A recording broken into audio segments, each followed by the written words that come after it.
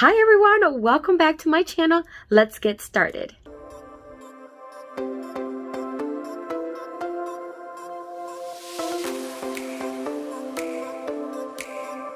All right, my friends, so we are going to start here with some drop cloth. I am going to pull apart several pieces.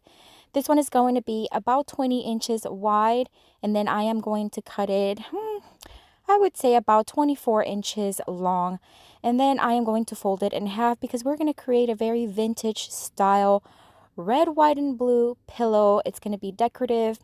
And so using my Cricut, I cut out this huge star, and I'm going to place it here towards the left-hand side of the pillow, and then I am going to stencil it using a makeup wedge sponge as well as Rust-Oleum chalk pen in the Farmhouse Red.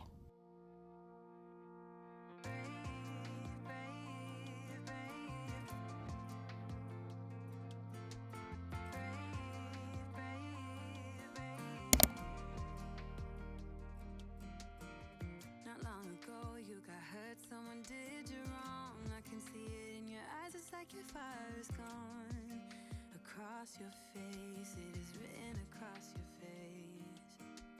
If you want to talk, I'm right here. Also using my Cricut, I cut out the year established 1776, and I am going to stencil it again using a makeup sponge as well as the the chalk paint by Rust-Oleum in the Coastal Blue.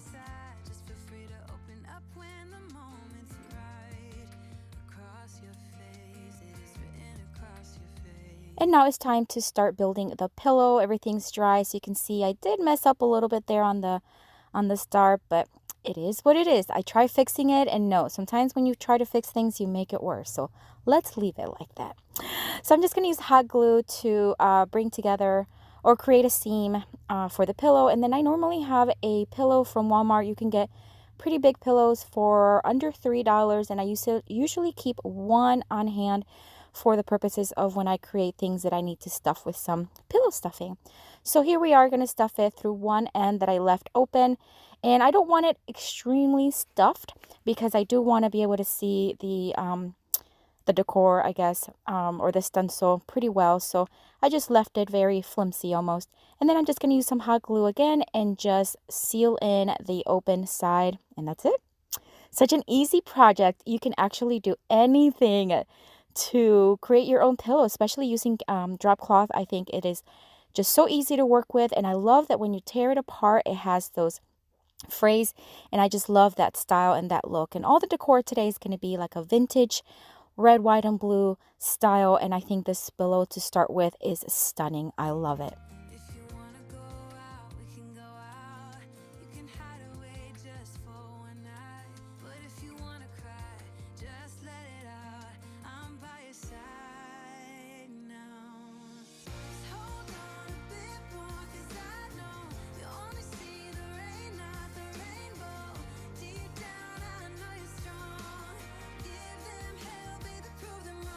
My friends, today's video is in collaboration with Jessica from Jessica Lynn at Home.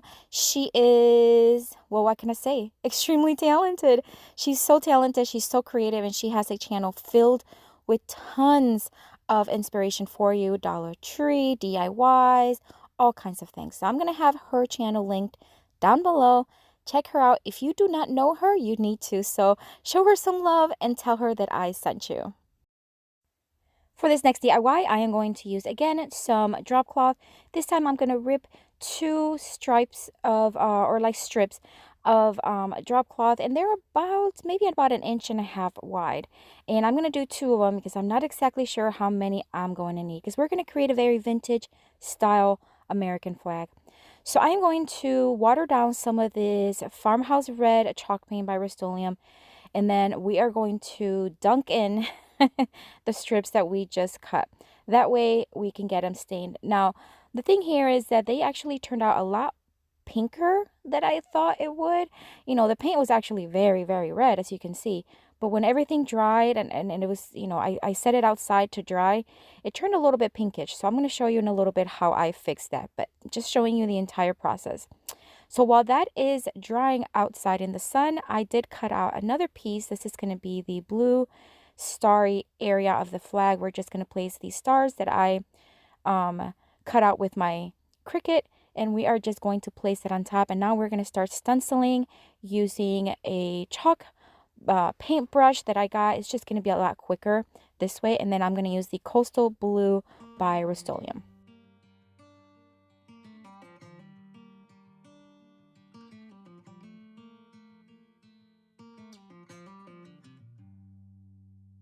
Heading back to what used to be home, passing by those little towns I know so well, stopping for gas and then I'm behind the wheel again. Driving is like a spiritual cleanse where every mile is a new beginning and every bend holds a new end. Eyes on the road, don't lose control. I'm speeding fast to chase my soul. I'm driving. All right, so now the strips are dry. You see what I'm saying? It's kind of like very pinkish, and it's okay because I want this to look vintage and distressed, kind of like the blue area. You see how it has different tones. I'm okay with that, but it was just, to me, it was just a little bit too pinkish. But nonetheless, right now what I'm doing is I am going to place the stripes where I want them and cut as needed all the way down, and then I'm going to hot glue them in place. And then we are going to add a little bit more of the the Farmhouse Red chalk paint, but we're just going to dry brush it on each stripe, and I'll show you how I did that. To get away, running through emotions high and low, holding on or letting go. I'm fighting another day. The neon lights in the fast lane light, riding high, reaching for the sky. I had it all but lost and fell back down again. Spent my time playing the game where every single day was a losing battle and every drink was a dead end. Eyes on the goal, don't lose control. I'm living fast, I've lost my soul. I'm driving to get away, running through emotions high and low, holding on or letting go. I'm fighting. So here we are. I did take this chippy brush and I'm just going to dab it, and then just spread it around. Now I'm being very careful not to get it on the white part of it or the, original color of the drop cloth. So I'm just going to add a little bit more red to darken it up a little bit, but it also adds a little bit of dimension and almost distress to it. And I actually love the way this flag turned out. Oh my goodness. I can have 20 of these in my home. I just love the look. I love the style, and I think it just looks so vintage. It looks like it's been around for years and years. Love it. Do I feel so empty deep within? Where did I go wrong? Eyes on the goal, don't lose control. I'm living fast, I lost my soul. I'm driving to get away. If you're visiting for the first time, guys, my name is Lynn, and this channel is all about DIY home decor, furniture flips, thrift or finds. I'd love to connect with you here. Join our family. I also have an Instagram account that I post daily, multiple times a day, different behind the scenes look. Also, I share like hauls that I do when I go to the thrift store or the hardware store, and I'd love to connect with you there. I do have the link down below in the description box. For this next DIY, I am going to take this wooden tray that I just recently got at a yard sale. It was $1, my friends. $1. Like, what? It is awesome. It is so sturdy. It is phenomenal shape, and just really, like, pretty big in my opinion. But anyways, I am going to dry brush very lightly. Well, it's a pretty heavy dry brush, but only one coat. There we go. Of red on one of the side of the handles and then white on the other side of the handle. And I'm going to keep it like that. Just one coat, very almost sloppy. Again, I want this to look like it's been laying around for years and it's weathered and it's chipped, and yeah, that's the look I'm going for. And then the back and the front, I am going to give it, again, one coat of the Coastal Blue. I'm going to leave the inside of the tray just like this. I want to keep it as it was as much as possible. And then once the paint dried, I did cut out some stars with using my Cricut. This I used 3 stars on this one, and then I'm just going to place them on one of the blue sides, and that's going to be our front, the front of the tray. And then again, I'm just going to stencil it using white chalk paint. This is Rust-Oleum linen white chalk paint from Rust-Oleum. And then I'm using a makeup wedge sponge again to stencil it.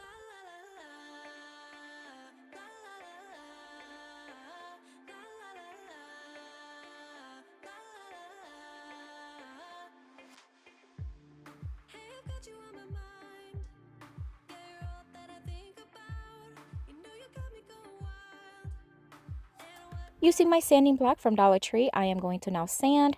It already has a distressed look. Right now, I'm just softening all the paint so everything just looks nice and soft. And again, like it's been like this for a while. And I'm going to sand all over the place. In the stars area, again, I'm just going to sand down. I'm looking for distressed, and I want these stars to look like they've been weathering. And I think this tray turned out beautiful. I love it. It could be used as a serving tray, a decorative tray. Whatever it is, it's very sturdy, and I just love the way it looks.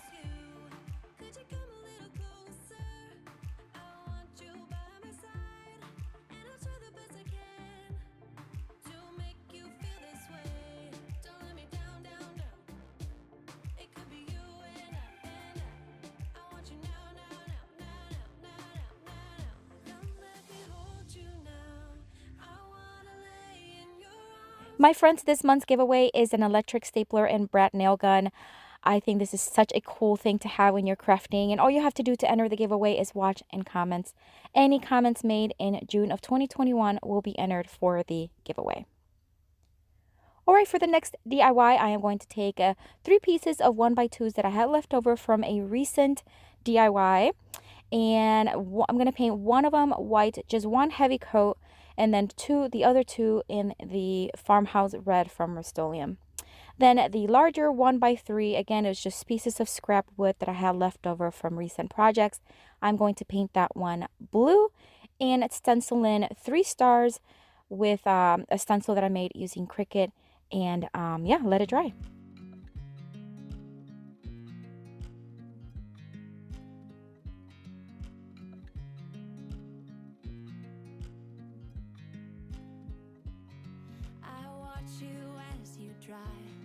Do you know I'm looking, and I can't help but smile? Do you know how much I love you? You put my favorite song on, I put my feet up, and we just sing along, and I can't. Once everything was dry, again, I'm just going to distress using my sanding block. And again, the same thing as the tray, just making sure that it just looks weathered and like it's been around for a while.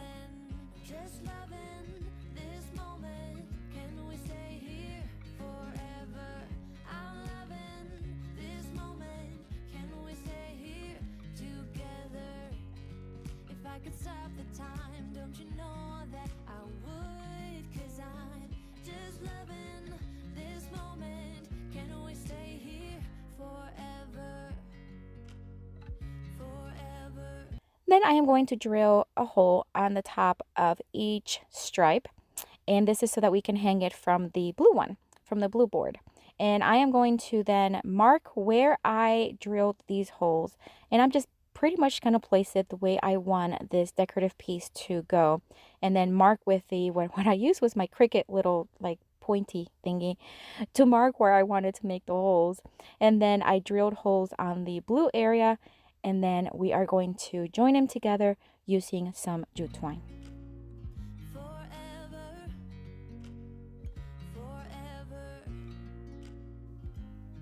I'm going to use one of those knitting, I think it's a knitting, crocheting needles. You know what I mean. And I am going to thread the jute cord right through it, and then I am going to tie it with a knot, but leaving about a 1/2 inch so that it dangles as it's hanging. So I'm going to do that with all 3 boards.